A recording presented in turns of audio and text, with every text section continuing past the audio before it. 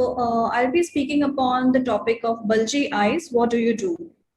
Bulgy eyes is an umbrella term which includes variety of terminologies including proptosis, exophthalmos, and exorbitism. So proptosis is a term used for forward protrusion of the eyeball beyond the orbital margin, and the absolute value that we take is beyond 21 millimeters. While exophthalmos is a term which is restricted to the proptosis caused by endocrinopathies, most commonly thyroid. Exorbitism is a condition, as you can see here, in craniosynostosis, where the orbits are shallow, causing forward protrusion of the eyeball. Before moving ahead, one must know the conditions which can mimic proptosis and may lead to pseudoproptosis, like ipsilateral eyelid retraction, or contralateral enophthalmos, or ipsilateral buphthalmos or high myopia, or a condition causing shallow orbits. So we can classify the proptosis based upon the laterality, like unilateral or bilateral, or on the direction of globe displacement like axial or abaxial. They can be acute or chronic, and slowly progressive or rapidly progressive, and based upon the age of onset. So bilateral proptosis are most commonly seen in thyroid ophthalmopathy cases, or they can be associated with some systemic disorders like sarcoidosis, IgG4 diseases, or there can be a metastasis from the systemic malignancies. Axial proptosis is usually seen in the intraconal masses, or most commonly in thyroid ophthalmopathy, there is a forward protrusion of the eyeball, whereas extraconal tumors will cause the displacement of the eyeball off the central axis, and depending upon the location of tumor, it can be a superior dystropia in inferiorly located masses as seen in these cases. It can be an inferior dystropia, like in this case of subperiosteal hematoma, or in the lacrimal gland masses, which can cause downwards or downwards medial displacement of the eyeball. This is a case of ethmoidal mucocele, and this is causing a lateral globe dystropia. Now, depending upon the age of onset, there are different conditions which can present at birth, like meningoencephalocele, teratoma. In children, we can have different sets of conditions like lymphangioma, malignancies. And if we have a child, for example, presenting with unilateral proptosis, which is acute in onset, we must take some associated history to narrow down the differentials. For example, if the patient has a fever, URTI, sinusitis, and signs of inflammation, most likely it is a case of orbital cellulitis or abscess. If it is associated with a history of trauma, then it could be a hematoma of the orbit or subperiosteal hematoma. If there is a sudden increase in the proptosis associated with URTI, it could be due to sudden expansion or chocolate cyst formation into the lymphangioma. If the systemic condition of the child is very poor and he is lethargic, anemic, and there is a rapid progression of the proptosis, one must not miss a systemic malignancy like leukemia. Then there can be rapidly progressive malignancies like retinoblastoma spreading into the orbit, or rhabdomyosarcoma in this age group, which can be treated well with the multimodal management. In cases of bilateral acute proptosis in children, leukemias, neuroblastomas, Ewing sarcoma must not be missed. Coming to the examination of proptosis, one must do a thorough ocular examination, including the inspection, palpation, auscultation, and the measurement, followed by systemic examination. So the inspection begins with the inspection of the face. There are some infiltrative tumors like neurofibroma or vascular malformations, which can cause hypertrophy of the ipsilateral face, resulting into facial asymmetry. One must look for periorbital fullness, as in this case, there is associated sphenoid wing meningioma causing temporal fullness. Pulsation of the globe can be caused by high flow AV fistulas, or an orbital wall defect, like in cases of meningoencephalocele. Here, this is a case of plexiform neurofibroma with the dysplastic greater wing of sphenoid. And in these cases, we can see a pulsatile proptosis, and this is a transmitted CSF pulsation. Then post-traumatic orbital roof fracture can cause a traumatic hiatus or a meningoencephalocele, and this can also lead to a pulsatile proptosis. This is a case of dumbbell dermoid, where the extraorbital component is causing oscillopsia of the globe, and this is associated with the chewing movement or the jaw movement. Positional proptosis may be seen in cases of orbital varices, where the proptosis appears on bending forward or on Valsalva maneuver. Then we must look for the ocular movement restriction, as in cases of thyroid orbitopathies or malignant orbital tumors. The next thing for the inspection is to look for the eyelid signs like lid retraction, lid lag, which are very particular for the thyroid eye diseases. And S-shaped eyelid is particularly seen in plexiform neurofibroma or the lacrimal gland masses, which involves the palpebral lobe of the lacrimal gland. One must look for the color changes of the skin.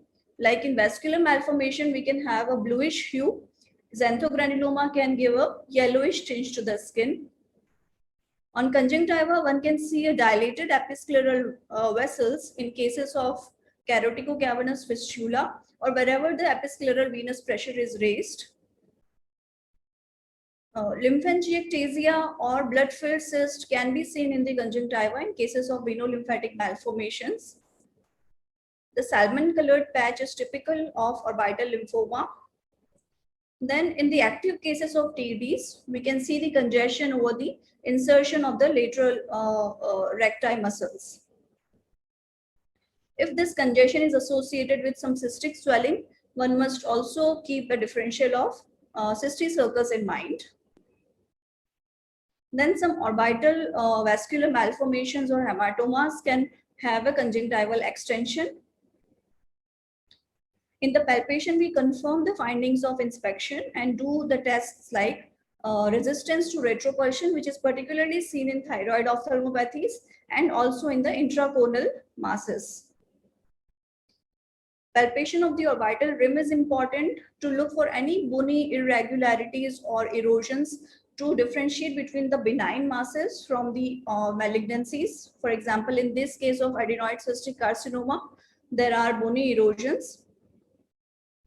Now, if the mass is anteriorly located, we can go for the palpation of the mass itself, and it should be done by the patient asking the patient to look into the same direction to relax the orbital septum. We can look for the consistency, whether it is solid or cystic, whether it is tender or non-tender. Fluctuation, if at all is present, it can be an abscess. If crepitus is present, it can be an orbital emphysema. And if there is a history of trauma, then it could be a case of orbital medial wall fracture. Lymph node examination is important, and we must look for all the regional lymph nodes in cases of inflammation and malignancy. Then auscultation is important for ruling out high flow arteriovenous fistulas, and this is done by the bell of the stethoscope. You can feel the bruit. Detailed ocular examination to rule out any optic nerve compression, raised IOP, and fundus examination is of paramount importance. Anterior located masses which are cystic, we can do a trans illumination test. For example, this is a microphthalmos with inferior orbital cyst. Now, the measurement of proptosis is done most commonly by the Hertel's exophthalmometer, and here we place the instrument on the lateral orbital rim and measure the distance of the rim from the apex of the cornea. And for the subsequent readings, we always keep the base of the exophthalmometer constant. Where Hertel's is not available, we can also use the Lued's exophthalmometer. And here it's a scale with a notch which rests upon the lateral orbital rim. In patients where the lateral orbital rim is not intact, we can also use the Naugle's exophthalmometer. Also, we can use a mid-axial CT scan and draw an imaginary interzygomatic line and measure the proptosis by radiographic method. Other views to examine the proptosis are Nafziger's view and the Worm's view, which are clinically important. Then Abaxial proptosis, one must always do a dystopia measurement. Systemic examination should be thorough. In cases of thyroid, one must look for neck swelling, fine. In cases of plexiform neurofibroma, one must look for the cafe au lait spots and the subcutaneous nodules. I'll quickly go through few cases. This is a typical case of thyroid ophthalmopathy where you can see the enlarged belly of the muscle with sparing of tendons. Then if you get a mild axial proptosis with intraconal mass which is slowly enhancing, it is most likely to be a cavernous hemangioma.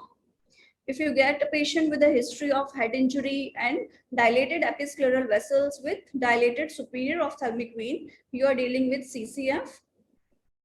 If you get a child less than 10 years complaining of vision loss followed by proptosis, then it could be an optic nerve glioma, which gives a fusiform appearance on MRI. And this should be differentiated from meningioma, which presents in relatively older patients. And here the vision loss occurs after proptosis, and there is a tram track appearance on CT scan.